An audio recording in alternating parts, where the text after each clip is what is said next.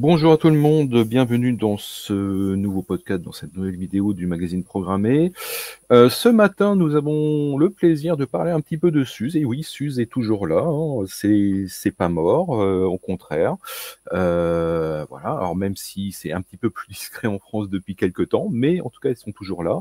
La distribution Linux est toujours là, et il y a pas mal de choses qui se sont passées depuis les dernières fois qu'on a parlé de Suze à programmer. Alors, pour parler un petit peu de Suze, j'ai le plaisir de dire Cyril. Cyril, bonjour à toi. Bonjour François, bonjour tout le monde. Est-ce que tu peux te présenter en quelques mots et ensuite on va un petit peu approfondir tout ça? Oui, bien sûr. Bon, je m'appelle Cyril Cuvier, je suis solution architecte chez Suze depuis quelques années maintenant. Je suis basé à Montpellier. Donc, si vous entendez que ça chante dans vos oreilles, c'est l'accent du Sud. Et donc, je travaille pour Suze en tant que solution architecte sur le territoire français. J'accompagne les clients et nos partenaires sur les sujets cloud natif, autour de l'open source et tous ces sujets-là. D'accord, ok. Donc Suze, bon, on présente pas Suze, hein, c'est quand même un acteur historique du monde Linux. Aujourd'hui, en quelques mots, comment on pourrait définir un petit peu Suze et l'offre que vous avez?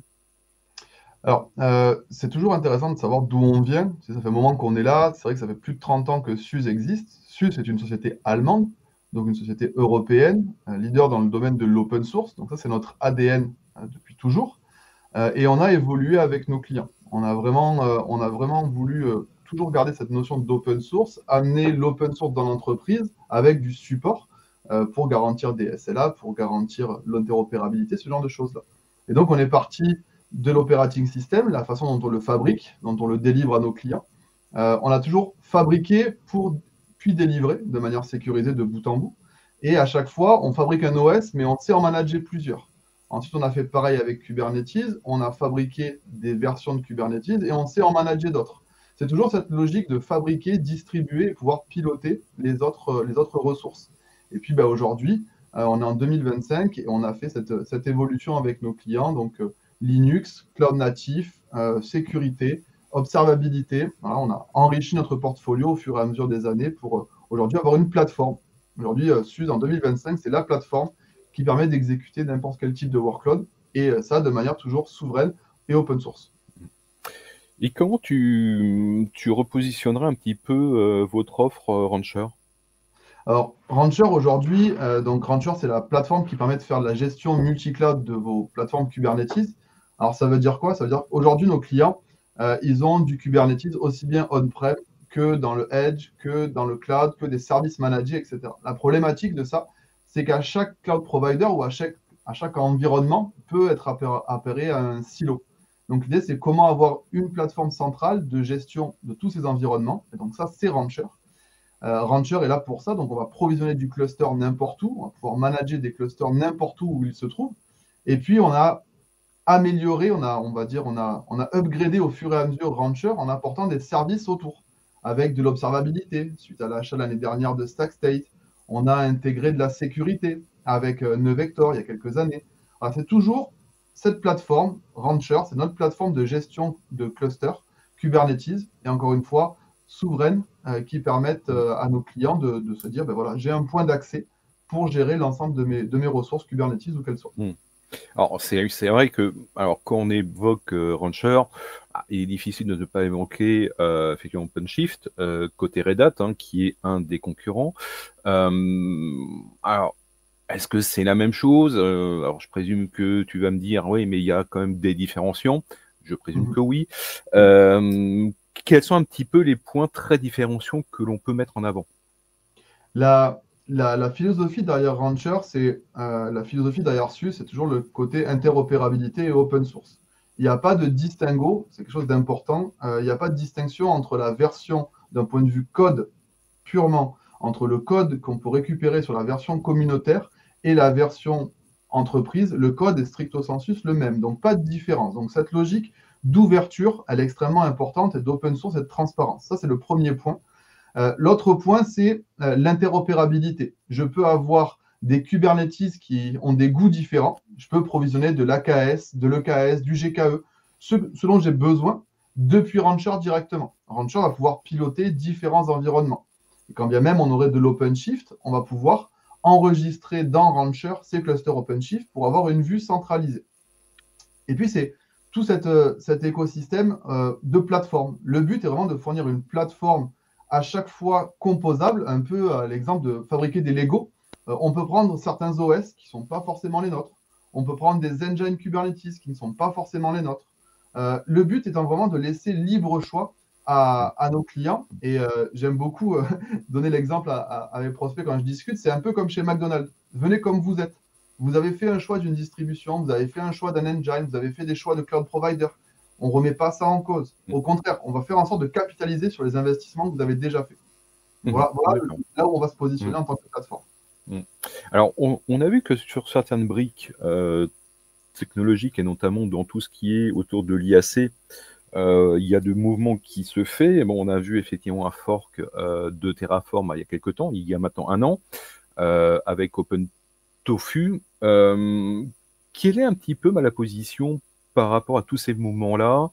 On a vu aussi des forks au niveau de nos amis HashiCorp aussi.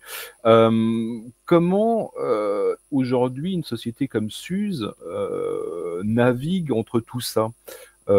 Et comment en fait on satisfait, en tout cas on répond aux demandes des communautés? Alors c'est important de laisser le choix et laisser l'interopérabilité, de jamais enfermer dans une techno, dans une brique technologique, que ce soit dans la façon de provisionner, d'exécuter ou autre. Tout ce qu'on fait à chaque fois chez SUSE, c'est dans cette logique-là, de se dire prenons l'outil que vous voulez pour venir provisionner dessus. Les ouvertures des API seront toujours compatibles avec les différents outils. On intègre nativement dans Rancher Fleet, par exemple, pour venir faire une approche GitOps de ces déploiements. On a intégré dans les dernières releases de Rancher ce qu'on appelle Turtles, qui est une extension de Cluster API.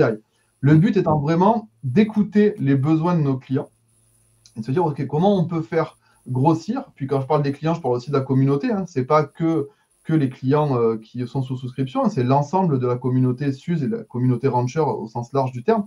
Je dis voilà ce qu'on a besoin de pouvoir faire, voilà ce qu'on aimerait mettre en place, et donc permettre cette intégration et cette interaction avec tous les composants. C'est vraiment notre but, et c'est toujours ça, ne jamais enfermer dans une technologie et laisser le choix. Laisser le choix à nos clients de venir connecter leurs briques en fonction des choix qu'ils ont fait. D'accord. Aujourd'hui, quand on regarde un petit peu du côté Ubuntu, bon, il y a pas mal de choses qui font autour des microcontrôleurs, de la mobilité.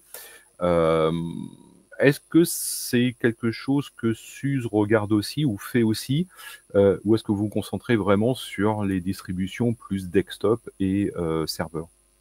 Alors, sur la partie distribution, on a depuis toujours tu sais, la distribution SUSE Linux Enterprise Server, donc qui est vraiment axée pour les serveurs en eux-mêmes, avec des extensions au travers de la version for SAP, notamment. On a quand même une expertise de plus de 30 ans sur toute cette partie workload SAP. On est l'OS quand même référent pour SAP.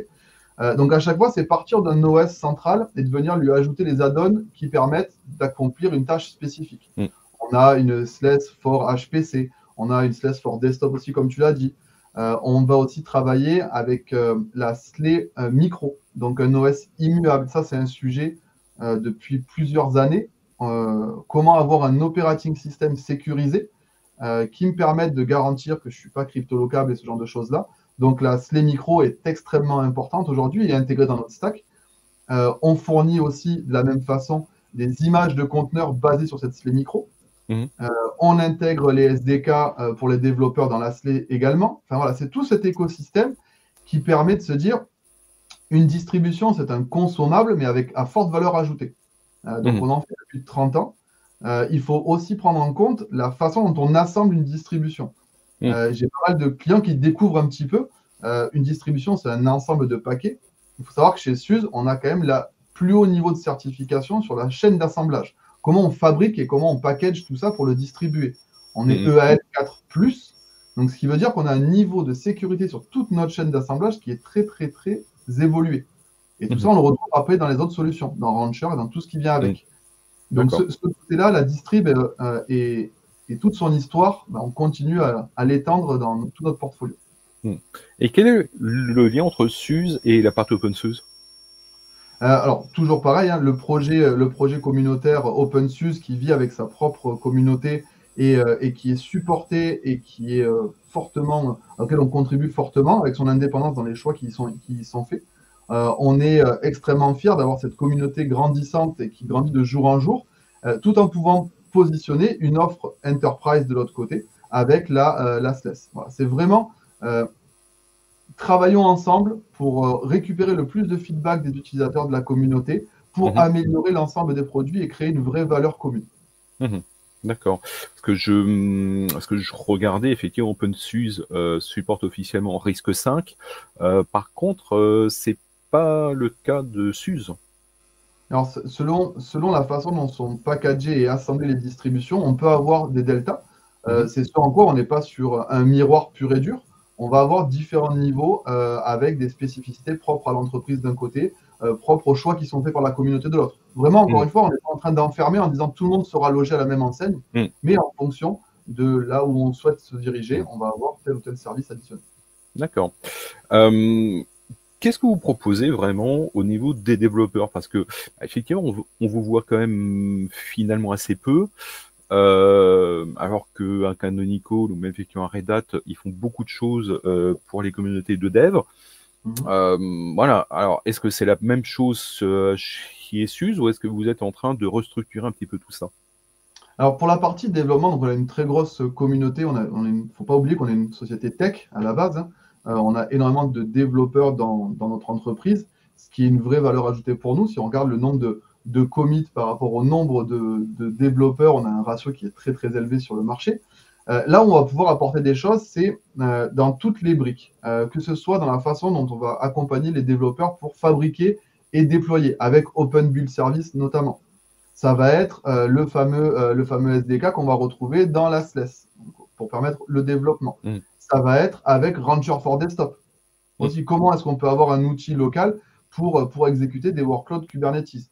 Ça va être ce genre de choses-là. C'est permettre, encore une fois, de capitaliser sur les développeurs pour qu'ils consomment notre plateforme, cette plateforme, justement, qui se veut pour adresser tous les types de workloads. Et souvent, quand on parle développement, on ne voit que la partie code.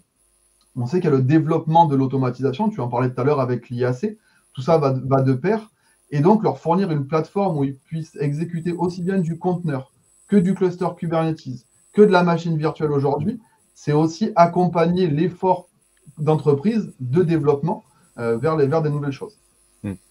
Alors aujourd'hui, on voit que dans le monde Linux, il y a un grand débat aujourd'hui autour de Rust. Hein. Bon, je pense effectivement au projet Rust en Linux, hein, qui a été présenté d'ailleurs aussi effectivement à la FOSDEM à Bruxelles il y a quelques semaines. Comment SUSE se positionne par rapport à ça et est-ce que Rust en fait devient peu à peu un langage de référence en interne? Alors, j'ai pas la vision complète sur le parti pris des développeurs en interne chez nous sur certaines technologies, sur Rust notamment. Je sais que j'ai vu des discussions, il y a de l'échange dans l'ingénierie. Il faut savoir qu'on est des ingénieurs multidisciplinaires, multiculturels, avec des backgrounds différents. Donc, ce genre d'évolution dans la communauté fait forcément résonne chez nous. Malheureusement, je n'ai pas d'expertise à ce niveau-là pour te donner plus de vues comment on appréhende ça. D'accord.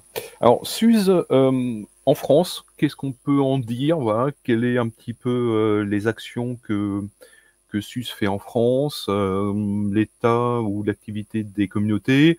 Voilà, est-ce qu'il y a des meet-up? Est-ce qu'il y a des conférences? Est-ce que vous êtes présent sur des salons, des gros événements dev en France? Ouais, alors on était au Devox l'année dernière. On travaille à être de plus en plus présent aussi avec les communautés en local. Beaucoup d'initiatives auprès des communautés cloud native notamment. Pour ma part, j'ai eu l'occasion de mettre en place celle de Montpellier. On était donc là, je reviens tout juste de KubeCon aussi. Donc on n'est pas en France, mais voilà, c'est pour montrer notre engouement à être dans ces communautés-là. On était au DevOps d'idées à Marseille lorsqu'il avait encore lieu. On est présent sur le territoire auprès de nos partenaires également. On a un fort réseau de partenaires techniques, services, revente. Voilà, donc on essaie d'être présent le plus possible. On était sur l'IT Cyber Meeting à Cannes récemment. On sera à Monaco également dans les prochains jours. Voilà, on essaye le plus possible de participer à ces salons-là. On a nos développeurs qui font partie de différentes communautés. Je discutais avec un collègue qui est très, très porté sur la communauté Uyuni notamment. Donc voilà, on est vraiment présent sur le terrain en France auprès de nos partenaires, auprès de nos clients, auprès des communautés. On participe à des meet-up plus locaux. C'est bien les actions, on va dire, territoriales pour créer de l'intimatie aussi. Donc ça, c'est quelque chose qui est important pour nous. Donc on y travaille de plus en plus en ayant la chance d'avoir des gens répartis de partout sur le territoire, donc à avoir cette proximité-là avec les communautés. D'accord, ok. Si on veut démarrer un petit peu avec Suze, voilà, est-ce qu'il y a un site de référence auquel on peut faire confiance, en tout cas aller un petit peu plus loin? Ouais, alors donc on retrouve tout ce qu'il y a sur notre site, bien entendu, suze.com, c'est évident. On peut retrouver également la Rancher Academy.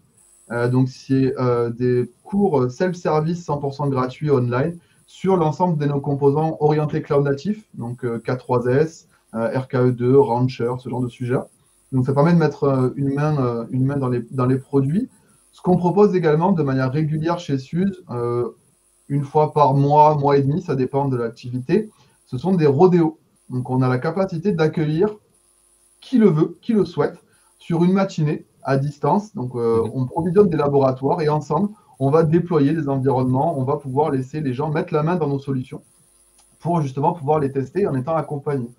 Il faut savoir que, encore une fois, on est 100% open source, donc il y a toujours une version communautaire de nos solutions, sans distinguo de fonctionnalité avec la version entreprise.